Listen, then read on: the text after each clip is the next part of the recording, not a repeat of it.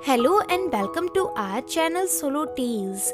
और आज की हमारी मूवी का नाम है पुलिसमैन लिनेज। मूवी की शुरुआत में हम हांग को देख पाती हैं जो कि भागते हुए सर्जेंट ली म्योंग की तरफ जा रहा होता है कि तभी रास्ते में हांग से एक आदमी टकराता है जिसके कान में एक छोटा सा निशान था। हांग उस आदमी की तरफ ज्यादा ध्यान नहीं देता और आगे जाकर देखता है कि ली म्योंग की लाश पड़ी हुई थी। हांग को समझ आ जाता है कि जिस अनजान आदमी से वो टकराया था जरूर उसी ने ली म्योंग को मारा है, इसलिए हांग उसकी तरफ भागता है, लेकिन वो अनजान आदमी हांग के हाथों से निकल चुका था। इसके बाद मूवी थोड़े दिन आगे बढ़ती है। यहाँ हम चो और इंस्पेक्टर माइक को मैक्स नाम के ड्रग डीलर को पकड़ता देख पाती हैं। मैक्स पहले तो ये कबूल करने से साफ साफ इनकार कर देता है कि ये ड्रग्स उसी के हैं, तो ये सुन माइक उसे बहुत मारता है। मार खाने के बाद मैक्स कबूल कर लेता है कि ये ड्रग्स उसी के हैं, जिसके बाद कोर्ट में सुनवाई होती है। यहाँ मैक्स का वकील कहता है कि मैक्स को जबरदस्ती ये कबूल करवाया जा रहा है कि वो ड्रग उसी के हैं और पुलिस ने उसे मारा भी है। इस बात की गवाही देने के लिए मैक्स का वकील चोमिन को कटघरे में बुलाता है और क्योंकि चोमिन एक ईमानदार पुलिस ऑफिसर था तो वो ये गवाही दे देता है कि मैक्स को पीटा गया था और ये सुन मैक्स का लॉयर ये केस जीत जाता है। लेकिन बाहर निकलते ही माइक चो पर बहुत गुस्सा करता है क्योंकि वो ड्रग्स असल में मैक्स के ही थे और माइक की टीम मैक्स पर बहुत टाइम से नजर रख रही थी, लेकिन चो के कारण मैक्स हाथ से निकल गया। इंस्पेक्टर हान माइक को रोकते हैं और ये दोनों यहाँ से निकल जाते हैं। इसके बाद चो एक लेडी ऑफिसर से मिलता है जो कि चो को बताती है कि इंटरनल अफेयर्स डिपार्टमेंट के कुछ लोग तुमसे मिलना चाहते हैं। तो अब चो इंटरनल अफेयर्स डिपार्टमेंट के ऑफिस जाता है और इधर हम इंटरनल अफेयर के चीफ ऑफिसर हांग को देख पाती हैं। हांग के साथ मेट्रो डिपार्टमेंट का ऑफिसर आन भी होता है। आन चो को इंस्पेक्टर पार्क की फाइल दिखाता है और बताता है कि तुम्हें इसके बारे में इन्वेस्टिगेशन करना है। यहाँ पर चो ये इन्वेस्टिगेशन करने से साफ साफ इनकार कर देता है क्योंकि वो किसी पुलिस इंस्पेक्टर की इन्वेस्टिगेशन नहीं कर सकता है। साथ ही में ये एक सीक्रेट ऑपरेशन भी था जो कि हांग अपने पर्सनल पर्पस के लिए करवा रहा था। तभी हांग बताता है कि पार्क के कारण एक पुलिस ऑफिसर ली की जान गई है। पार्क एक बहुत ही पहुंचा हुआ इंस्पेक्टर है और उसके खबरी हर एक लेवल तक फैले हुए हैं। देखा जाए तो उसका कोई तोड़ नहीं है। 3 साल पहले पार्क ने वोजुंग ड्रग्स फैक्ट्री को उड़ा दिया था। ऑफिशियली ये ऑपरेशन NACOS और NIS की टीम साथ मिलकर कर रही थी, लेकिन असल में पार्क ने ये केस अकेले ही सॉल्व किया था, जिसके बाद उसने कई सारे ड्रग्स डीलर को भी अकेले पकड़ा। इससे हम ये अंदाजा लगा सकते हैं कि पार्क जरूर किसी स्पेशल ऑर्गेनाइजेशन से जुड़ा हुआ है क्योंकि अकेले ये सब करना नामुमकिन लगता है। साथ ही में हमें ये भी पता चला कि पार्क को एक अननोन सोर्स से भी इस केस को इन्वेस्टिगेशन करने के लिए बहुत सारे पैसे मिले थे और इसी चक्कर में हमने ली म्योंग को पार्क के पीछे डाला था, लेकिन वो मारा गया। और मुझे पूरा यकीन है कि ली म्योंग के मर्डर के केस में पार्क ने कुछ छेड़छाड़ की है।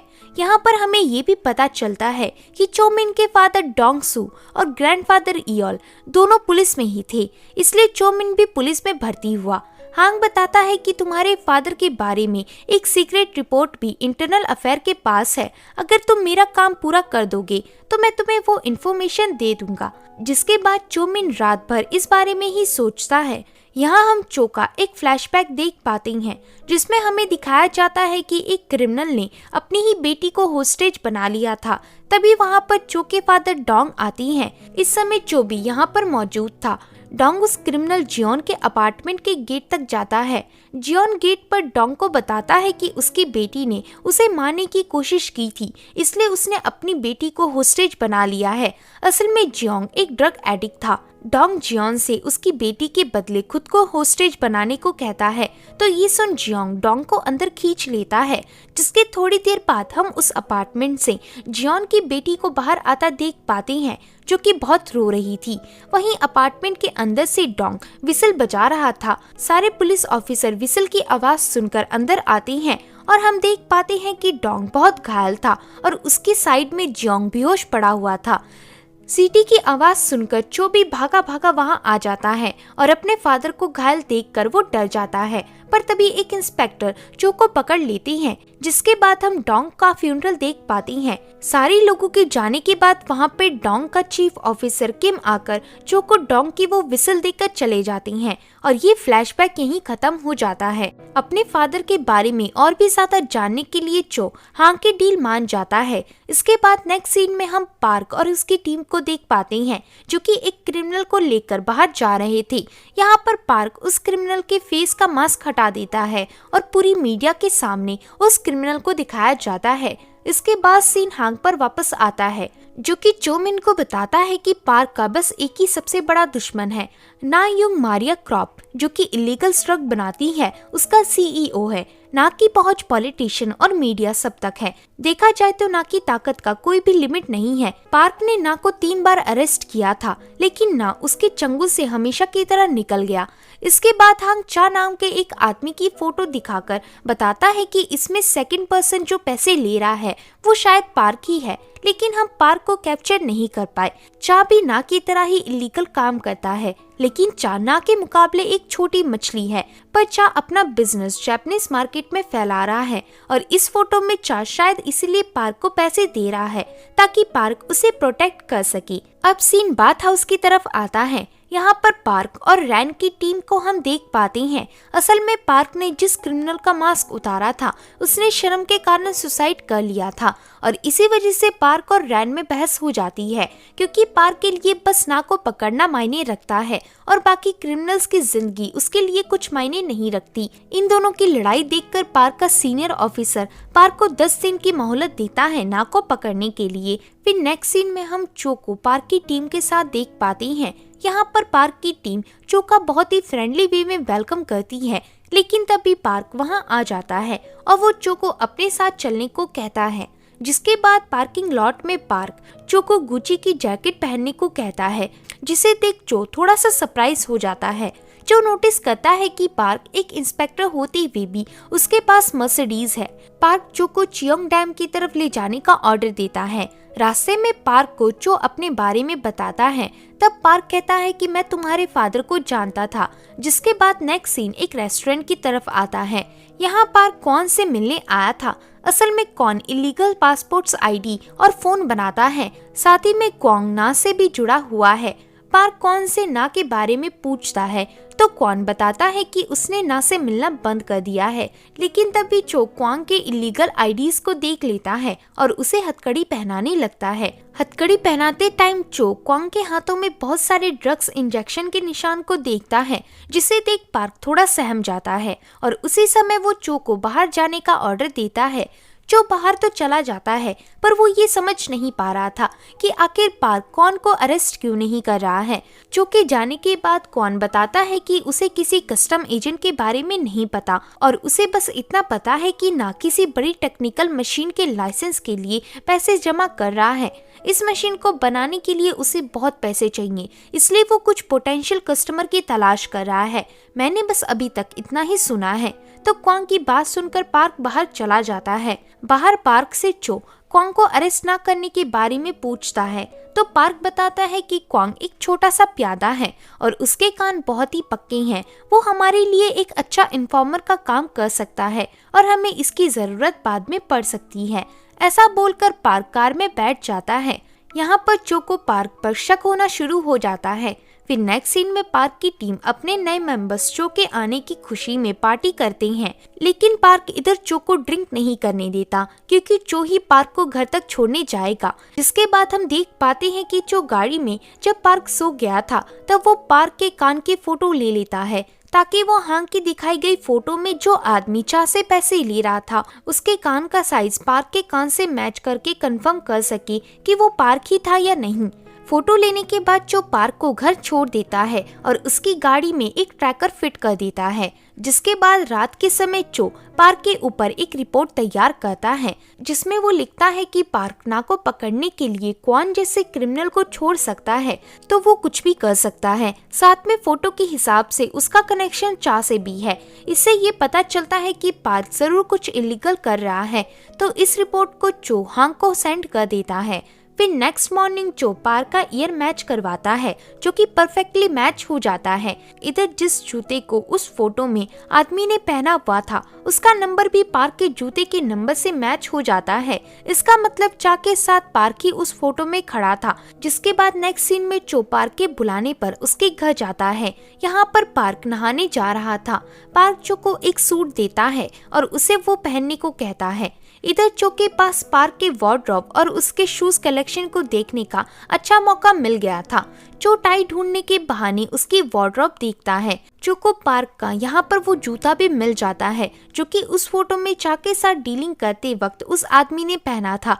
यानी कि इस फोटो में कंफर्म पैसे लेने वाला इंसान पार्क ही है। जो पार्क के घर में एक लॉकर भी देखता है जिसकी वो फोटो क्लिक कर लेता है। फिर नेक्स्ट सीन में हम चो को गाड़ी में पार्क के साथ देख पाते हैं। रास्ते में चो पार्क से कहता है कि हमने इतने महंगे कपड़े क्यों पहने हैं। तो चो बताता है कि हम जहाँ जा रहे हैं और जिन लोगों से मिलने वाले हैं वो सोसाइटी के सिर्फ 1% लोगों में से हैं और जो जैकेट तुमने पहले पहनी हुई थी उससे तो तुम उन्हें देख भी नहीं पाओगे। ये लोग पुलिस वालों से दूर रहने के लिए पैसों का इस्तेमाल करते हैं और इनको अरेस्ट करने के लिए हमें उन्हीं की तरह 1% दिखना होगा और आज से यही तुम्हारी यूनिफॉर्म है। इसके बाद पार्क गाड़ी से उतरकर एक होटल के अंदर जाता है।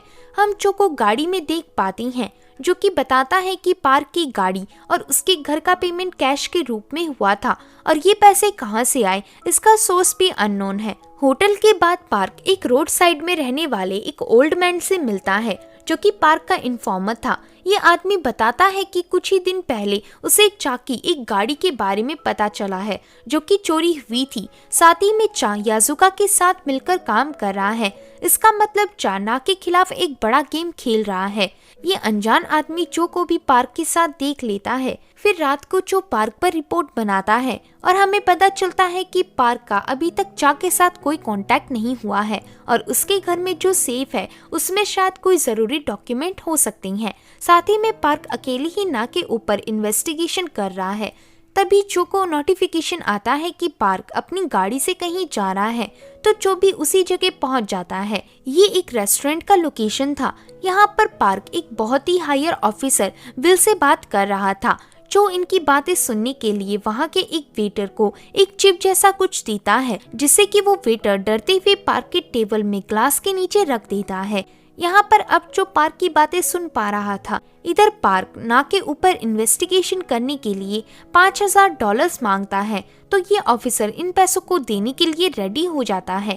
तभी वो सेम वेटर पानी भरने के बहाने डर से उस चिप में पानी गिरा देता है और चो की तरफ देखने लगता है। लेकिन जब पार्क पीछे देखता है तब वहाँ से चो भाग चुका था।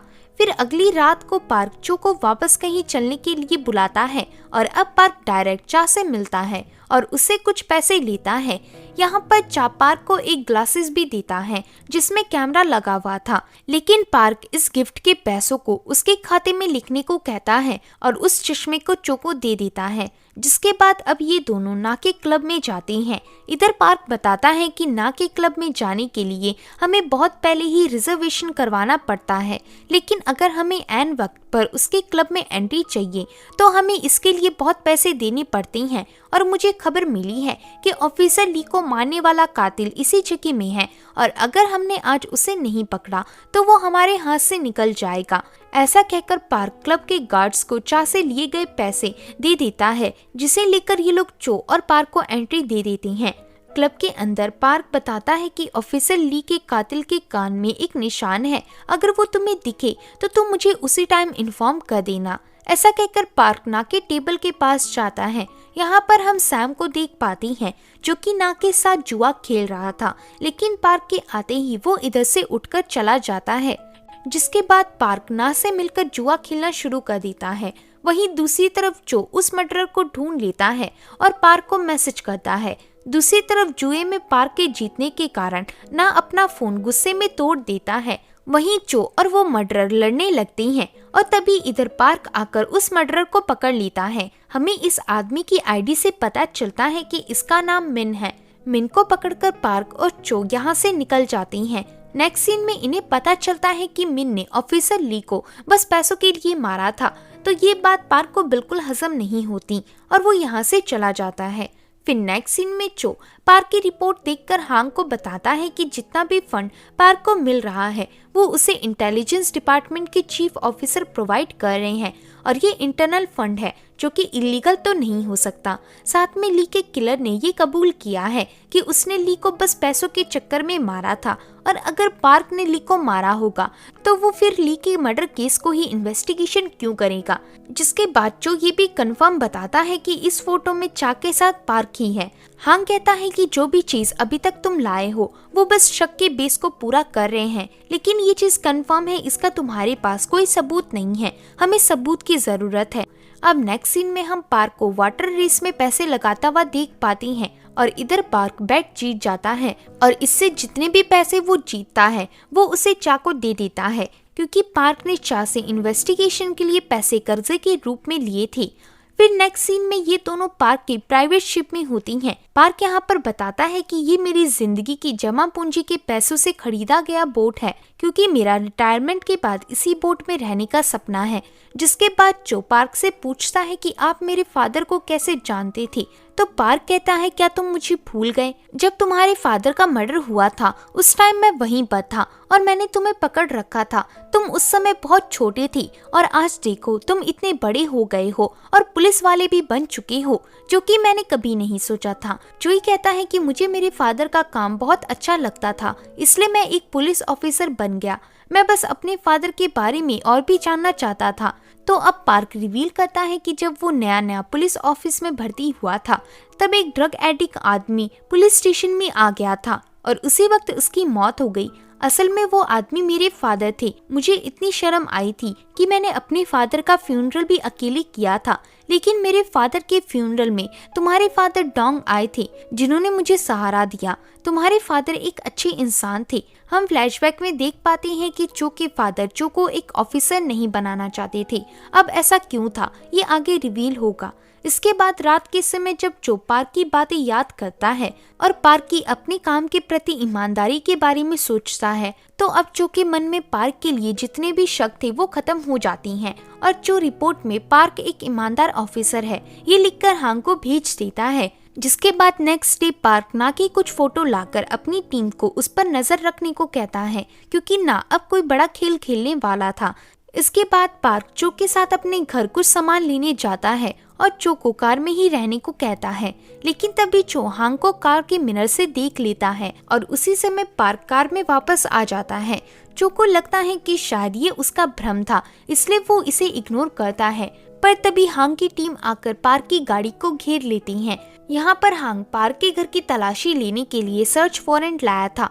चो हांग से चुपके से पूछता है कि आप यहाँ क्यों आए हैं? मैंने तो रिपोर्ट में सब लिख दिया था कि पार्क एक इनोसेंट आदमी है। हांग चो से कहता है कि क्या करना है और क्या नहीं वो मुझे तुमसे ज्यादा पता है, मुझे तुम मत सिखाओ। जिसके बाद ये लोग पार्क के घर की वो लॉकर की तलाशी लेती हैं जिसकी फोटो चो ने क्लिक की थी। लॉकर के खुलते ही हमें पता चलता है कि इसमें तो बस कुछ कॉन्ट्रैक्ट्स पेपर थे। इसे देख हांग पार्क को इन्वेस्टिगेशन के लिए ऑफिस ले जाता है। दूसरी तरफ चो पार्क के ऑफिस में जाता है। चो को सब लोग पार्क के लिए दुखी ना होने को कहती हैं, लेकिन तभी पार्क की टीम का एक ऑफिसर लिन आकर जून को चुपके से कुछ बताता है। वहीं पुलिस स्टेशन में हांग पार्क से इन्वेस्टिगेशन कर रहा होता है। इन दोनों के बीच यहाँ थोड़ी बहुत बहसबाजी होती है, लेकिन हांग के पास पार्क के खिलाफ कोई सबूत नहीं था। जिसके बाद हांग अपने ऑफिस में जाता है, तब उसे उसके चीफ का कॉल आता है जो कि पार्क को रिहा करने का ऑर्डर देती हैं, जिससे हांग को बहुत गुस्सा आता है। दूसरी तरफ पार्क की टीम रात के समय चो को डिनर के टाइम पर उससे पूछती है क्या तुमने ही पार्क के बारे में खबर दी थी। यहाँ पर चो कुछ नहीं कह पाता, लेकिन उसके फोन से सबको पता चल जाता है कि चो ने पार्क से गद्दारी की है। चो सबको समझाने की कोशिश करता है, लेकिन ये लोग चो पर विश्वास नहीं करते। तभी इधर पार्क भी आ जाता है, जिससे कि उसकी टीम चो के गद्दारी के बारे में बताती है। तो पार्क ये सुनकर सबको बाहर जाने को कहता है और चो से अकेले में पूछता है कि हांग ने उसे कितने पैसे दिए थे ये सब करने के लिए। तो चो बताता है कि ये उसने किसी पैसों के लालच में नहीं किया था, उसने ये खुद के लिए किया था। पार्क कहता है कि तुम मेरी टीम में हो, तुम्हें मेरे साथ वफादार रहना चाहिए था। ऐसा कहकर पार्क वहाँ से निकल जाता है। जिसके बाद नेक्स्ट सीन में हम चो को हांग के सामने देख पाते हैं। इधर चो हांग से पूछता है कि उसने पार्क के ऊपर कौन सा चार्जेस लगाया था। तो हांग कहता है क्या तुम्हें पता है कि पार्क तुम्हारे फादर के अंडर में काम किया करता था। तो चो कहता है कि मुझे ये पता था। हांग कहता है कि तो फिर तुम्हें पार्क की मर्डर के सुसाइड केस के बारे में भी पता होगा। चो कहता है कैसा सुसाइड। तो अब हांग रिवील करता है कि तुम्हारे फादर ने ही पार्क के फादर को अरेस्ट किया था, जिसके बाद पार्क की फादर की डेथ हो गई और इस सदमे में पार्क की मदर ने भी सुसाइड कर लिया। लेकिन तुम्हारे फादर को इस बात का गिल्ट हुआ और उन्होंने पार्क को सहारा दिया। ऐसा कहकर हांग चो को उसके फादर की सीक्रेट रिपोर्ट देता है, जिसमें चो के फादर के चीफ किम की फोटो थी और साथ ही में इधर तीनों लोगों की भी फोटो थी, जिसमें चो के फादर भी शामिल थे। हांग बताता है क्या तुमने कभी यन्नम का नाम सुना है।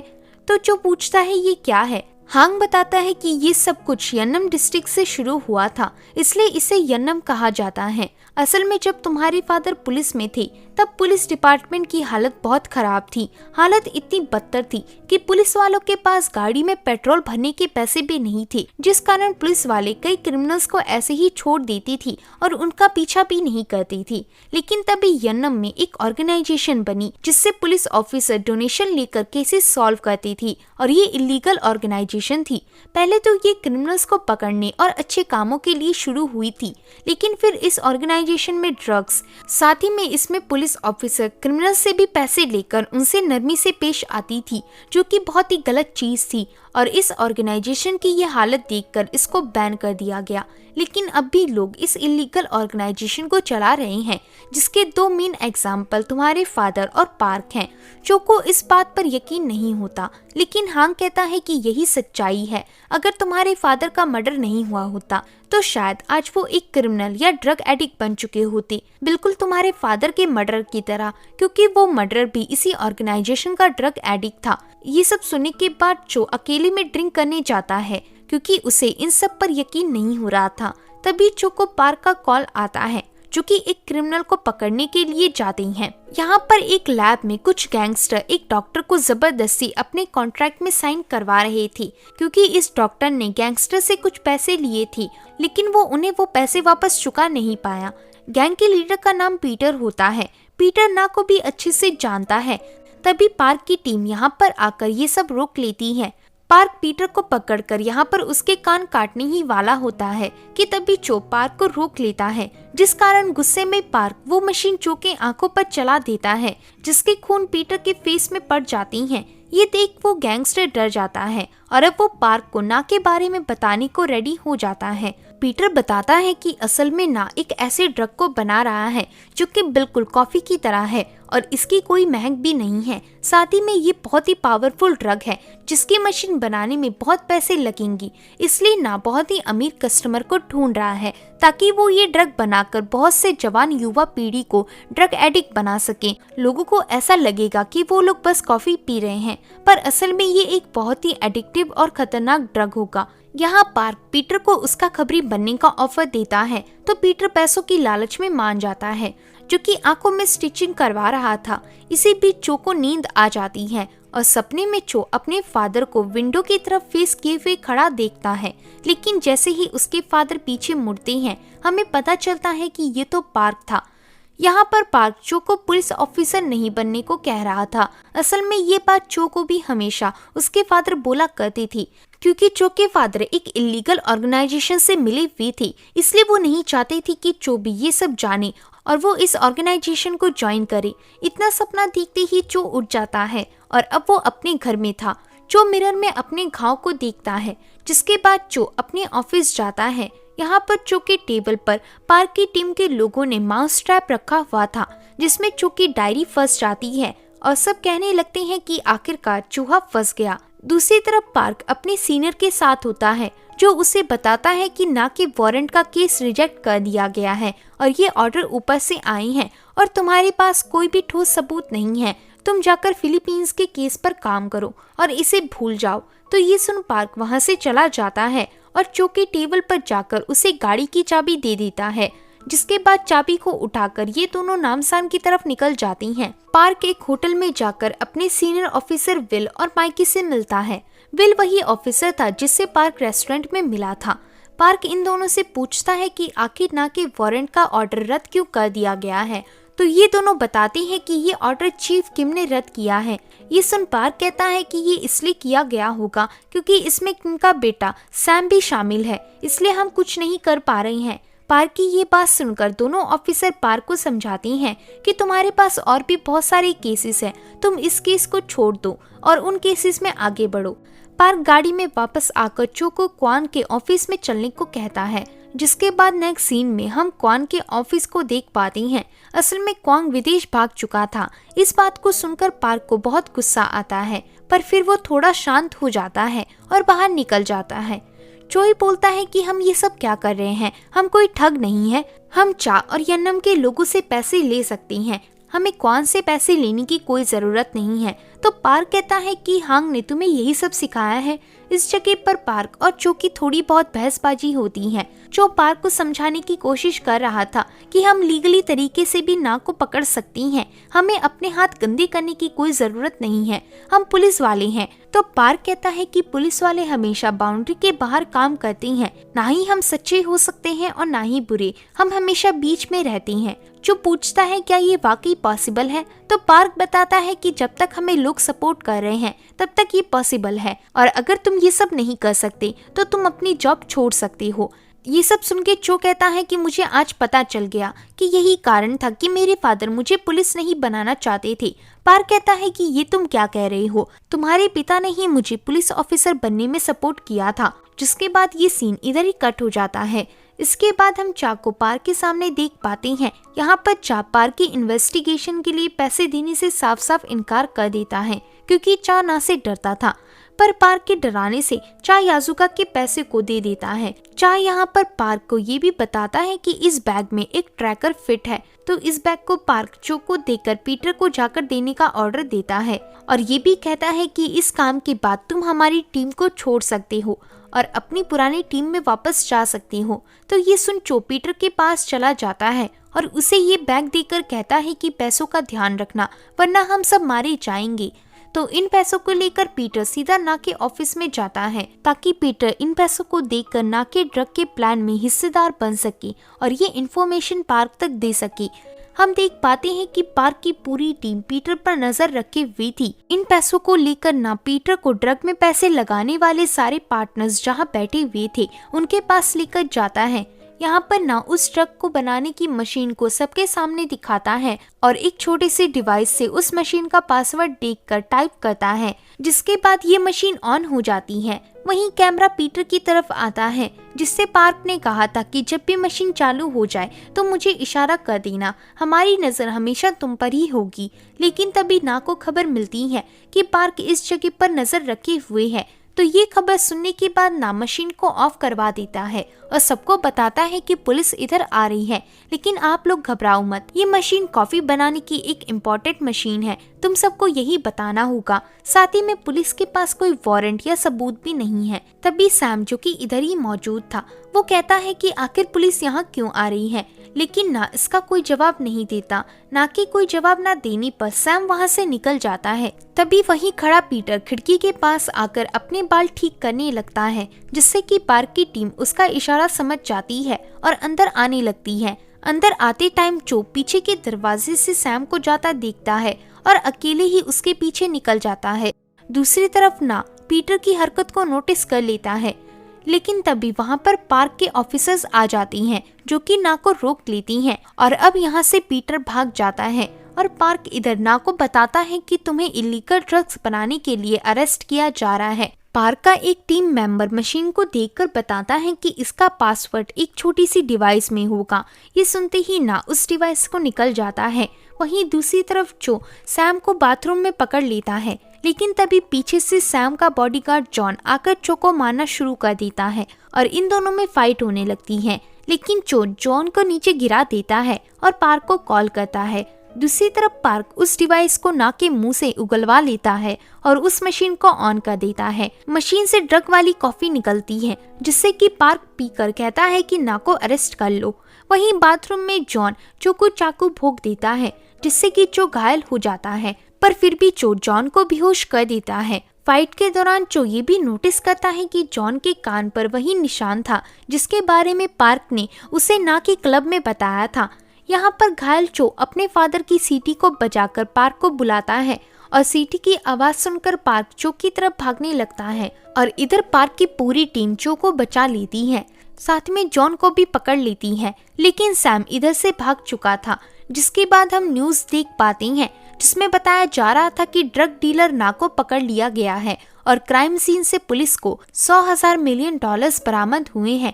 तो इस न्यूज को देखकर पार्क के सीनियर ऑफिसर बहुत गुस्सा होते हैं। अब ये लोग पार्क को अपने रास्ते से हटाने का सोचते हैं। वहीं दूसरी तरफ जो को हॉस्पिटल में आकर एक ऑफिसर बताती है कि मैं वो फाइल ले आई हूँ जो तुमने मंगवाई थी। इस फाइल में ली के मर्डरर मिन के बारे में इंफॉर्मेशन थी। जो नोटिस करता है कि मिन के पुराने फोटो में उसके कान में कोई निशान नहीं है, वहीं सैम के बॉडीगार्ड के कान में निशान थे। मतलब कि सैम का बॉडीगार्ड ही ली का असली कातिल है और मिन को बस उन्हें उलझाने के लिए ना के क्लब में भेजा गया था। इसे देखते ही चो पार्क के घर की तरफ निकल जाता है। दूसरी तरफ पार्क को चा का कॉल आता है जो कि उसे बताता है कि चो उसके घर के बाहर है और उस पे नजर रख रहा है। तो इस खबर को सुनने के बाद पार्क चो की गाड़ी में जाता है। यहाँ पर चो पार्क को बताता है कि मिन असली कातिल नहीं है और उससे हमें गुमराह किया गया है। असल में मिन के कान में पहले कोई निशान नहीं था और उसे कैंसर भी है। मिन के खाते में भी कुछ दिनों पहले बहुत सारे पैसे भरे गए थे। इसका मतलब ये सब सैम ने किया है। तो पार्क कहता है कि क्या तुम मुझ पर विश्वास करोगी अगर मैं तुम्हें सच बताऊंगा तो? ये सुन चो कहता है कि उस $2 मिलियन का क्या जो तुमने चा से लिए थे उसे तुम कैसे वापस करोगे? तो ये सुनते ही पार्क को चो पर थोड़ा शक हो जाता है और वो उसकी तलाशी लेता है। असल में यहाँ पर चो पार्क की बातें रिकॉर्ड कर रहा था। पार्क चो को बताता है कि हम कभी भी सच्चाई से बुरे लोगों को नहीं पकड़ पाएंगे। चो कहता है कि तुम अच्छे और बुरे के बीच में नहीं हो, तुम पूरी तरह से बुरे हो चुके हो और लोग भी तुम्हें सपोर्ट नहीं कर रहे हैं।